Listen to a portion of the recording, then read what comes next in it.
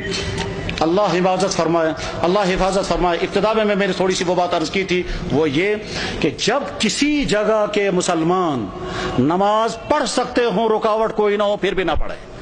جب کسی جگہ کے مسلمان روزہ رکھ سکتے ہوں اور سستی کی وجہ سے روزے نہ رکھیں، جب کسی جگہ کے مسلمان زکوٰۃ دے سکتے ہوں پھر بھی نہ دیں، جب کسی جگہ کے مسلمان حرام کاموں سے بچ سکتے ہوں پھر بھی نہ بچیں، جب کسی جگہ کے مسلمان قرآن پڑھ سکتے ہوں پھر بھی قرآن کے ساتھ ان کا تعلق قائم نہ ہو، جب کسی جگہ کے مسلمان اپنی نبی کی ایک سنت پر عمل کر سکتے ہوں پھر بھی نہ کریں، تو اللہ تعالیٰ شانوں کی طرف سے کبھی خطرناک فیصلے آتے ہیں۔ وہ یہ کہ جب تم آزادی کے دور میں میرے دین پر عمل کر سکتے تھے پھر بھی تم نے عمل نہیں کیا، تو میں ایسے حالات لے آؤں گا کہ تم چاہو گے بھی عمل کرنا تو کر نہیں سکو گے۔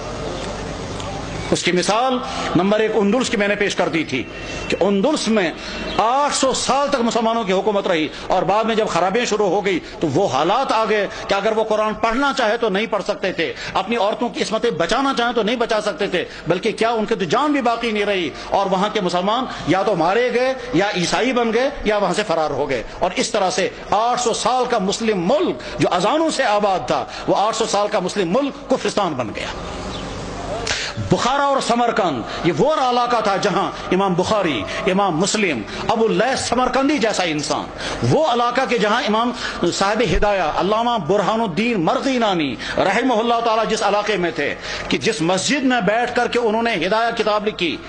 اور 13 سال لگے کتاب لکھتے ہوئے، اور 13 سال مسلسل انہیں روزہ رکھا، گھر والوں سے کھانا آتا تھا، وہ کھانا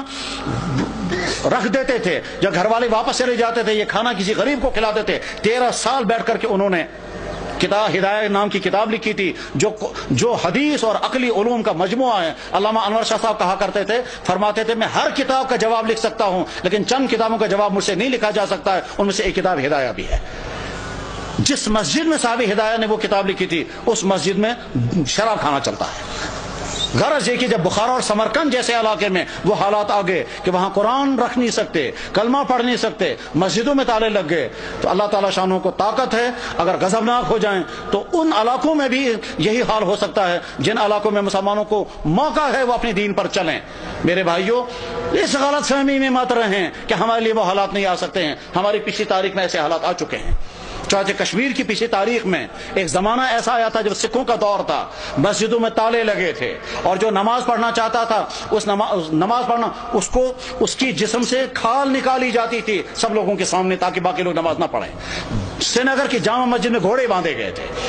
تمام مسجدیں مسمار کر دی گئی تھی، اس وقت لوگ نماز پڑھنا نہیں پڑھ سکتے تھے، یہ اذانیں بین ہو گئی تھی۔ جب کسی جگہ کے مسلمان اپنے دین کی ناقدری کرنے لگتے ہیں تو ایسے حالات آ سکتے ہیں، اور اس کی مثال اس بات کی مثال نہیں کہ مسلمانوں نے ناقدری کی، وہ تو ظلم ہے، لیکن مثال ہمارے سامنے ہے برما کے حالات، جہاں کی مسجدیں ختم، جہاں کے مدرسے ختم، جہاں کی داڑھیوں کے ایک بال کر کے نوچتے ہیں، جہاں علماء کو کھڑا کر کے اور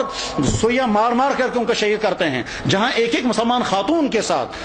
20 30 بلکہ 100 آدمی بدکاریاں کرتے ہیں اور کھلے عام کرتے ہیں، جہاں مسلمان عورتوں کو کھڑا کر کے آگ لگا کر جلا دیتے ہیں، جہاں مسلمان عورتوں کی گودوں کے اندر ان کے بچوں کو ذبح کر دیتے ہیں، اور ساری دنیا کے مسلمان دیکھ رہے ہیں مگر کوئی کچھ نہیں کر سکتا۔ جب ان مظلوم مسلمانوں کے لیے کوئی آواز نہیں اٹھا رہا ہے تو آپ بے فکر یہ مت رہیں ہمارے ساتھ اگر کبھی ایسا ہوا تو ساری دنیا کے مسلمان سرگرم ہو جائیں گے۔ آج کا مسلمان بے حس ہو چکا ہے، آج کا مسلمان دنیا کے حکمران، ان کے بیوروکریٹ، ان کے تمام ہائی کلاس طبقے وہ اپنی عیاشوں میں ڈوبے ہوئے ہیں، کسی سے کوئی امید نہیں ہے۔ اپنے دین پر جمنے کا فیصلہ کر کے اٹھیں، اپنے ایمان پر قائم رہنے کا فیصلہ کر کے اٹھیں، اپنے دین پر چلنے کا فیصلہ لے کر اٹھیں، اپنے گھروں کے اندر دیندار گھر بنانے کا فیصلہ لے کر اٹھیں، اپنے بزنسوں کو مسلمان بزنس بنانے کا فیصلہ لے کر اٹھیں، اپنے فنکشنوں کو دین کا فنکشن بنانے کا فیصلہ لے کر کے اٹھیں۔ جب مسلمان حرام سے بچ سکتا ہو اور پھر بھی نہ بچے اور شرابیں پیے تو حالات ایسے آ سکتے ہیں کہ زبردستی مسلمانوں کو شراب پلائی جائے گی۔ جب مسلمان داڑھی رکھ سکتا ہو اور نہ رکھے تو بعد میں ایسے حالات آ سکتے ہیں کہ رکھنا بھی چاہیں تو نہیں رکھ سکتے۔ ساری ترکی کے اندر مسلمان داڑھی رکھ نہیں سکتا، حالانکہ سارا مسلمان ملک ہے۔ تو ایسے حالات آ سکتے ہیں، اس لیے اپنے دین کے ساتھ وفاداری کا فیصلہ کرو، ورنہ تو ایسا ہو سکتا ہے کہ اللہ جب تم میرے دین کے ساتھ وفاداری نہیں کرو گے تو میں تم پر ایسے حالات لا سکتا ہوں کہ تم چاہو گے بھی میرے دین پر عمل کرنا تو کر نہیں سکو گے۔ اللہ جل شانہ اس برے انجام سے ہم سب کی حفاظت فرمائے، ہمارے ان اکابرین کی حفاظت ہو، مدارس کی، مساجد کی، دین کے و دینی اداروں کی، دین کے کام کرنے والوں کی اور دین پہ جننے والوں کی مدد فرمائے۔ وآخر دعوانا ان الحمد للہ رب العالمین برحمتک یا ارحم الراحمین۔